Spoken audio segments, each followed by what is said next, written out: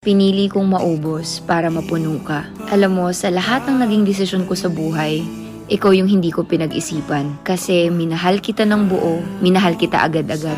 I wanted to make you feel na kahit sino ka man, kahit anong bitbit mo, I'd carry it all with you. I gave, and gave.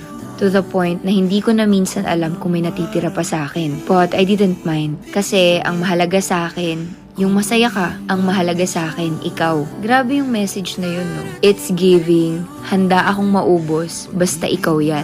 Handa akong maubos, basta kung para sa'yo. Na okay lang kahit walang matira sa'yo, basta mapuno mo lang siya. Alam nyo ba na medyo toxic yung ganitong kind of love? Kasi bigay ka ng bigay, tapos nakakalimutan mo na yung sarili mo. Sabi nga nila, you cannot give what you don't have. Hindi mo pwede ibigay yung mga bagay na wala ka naman in the first place. Hindi mo pwedeng ibigay yung mga bagay na hindi mo rin kayang ibigay sa sarili mo. A person you want to be in your life should add value to your life. At hindi para dagdagan lang yung problema mo, hilahin ka pababa, at mas pabigatin pa yung mga hawak mo. Kaya hindi pwedeng maubos ka. Kasi paano na lang kung wala ka?